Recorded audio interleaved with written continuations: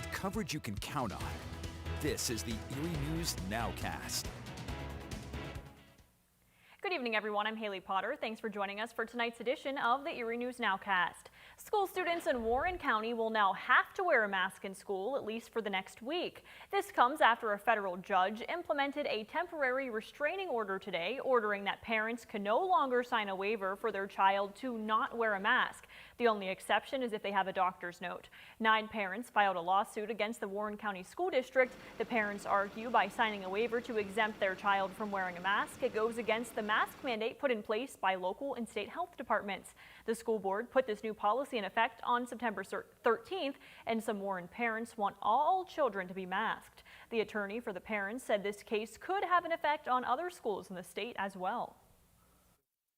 Case is extremely important because there are a number of school districts across Pennsylvania doing the same thing of allowing parents to sign off without medical documentation, allow their children to allow optional masking without medical documentation.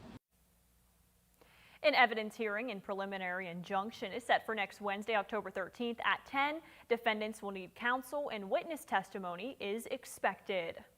We move now to an update on booster shots. Johnson & Johnson is officially seeking emergency use authorization from the FDA for its COVID-19 vaccine booster.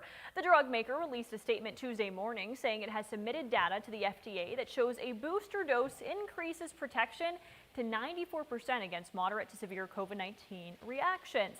Their data also suggests antibody levels increased 9-fold 1 week after a booster is given, and that number climbs to 12-fold higher 4 weeks after that booster shot. The company is asking for booster shots to be made available to patients 18 of age and older. The FDA will now review and discuss those findings before making a recommendation on allowing booster shots for the Johnson & Johnson COVID-19 vaccine.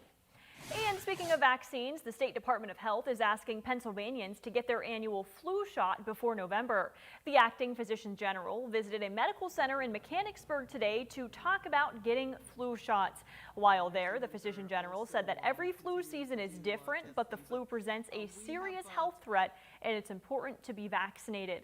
This year, both the flu shot and the nasal spray are available, and health officials say the flu shot is for everyone 6 months of age and older to protect against the flu. And so now we know we're urged to get both the flu shot and the booster COVID-19 shot, but can we get them both at the same time?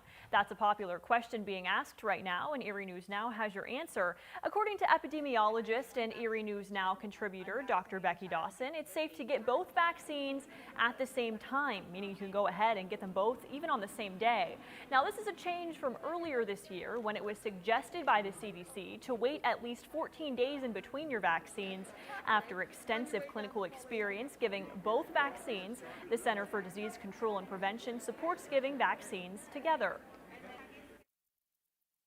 I think that early on when vaccines were really new, there was a lot of talk about spacing those vaccines out, any vaccine, by about 2 weeks. But now that we know that the vaccine is safe, we've put a lot of doses into people's arms. It is totally okay to go get that flu and COVID vaccine at the same time. Now, the CDC recommends a Pfizer booster shot if it's been 6 months since you finished the initial 2-dose shot. Now to some news from Chautauqua County. A man has been arrested after allegedly throwing a rock at a home and fleeing sheriff's deputies on a tractor. The sheriff's office says 36-year-old Justin Horton threw a rock and broke a window at a home on Route 380 in Stockton last night. Deputies say that while they were there, Horton tried to flee on a tractor before being taken into custody. Horton was taken to the Chautauqua County Jail.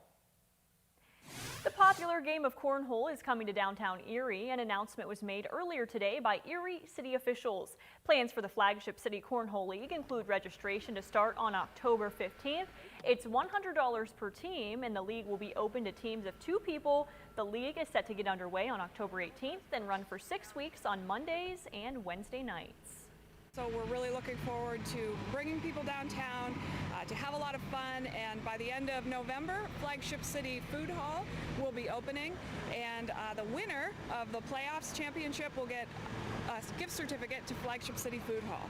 So we're really excited to open that up for the community. To register your Cornhole team, head on over to our website and click on the link to this story. Thanks for joining us for the Erie News Nowcast. Join us for our next news at 10 p.m. on the CW and 11 p.m. on WICU and WSEE. Have a great night.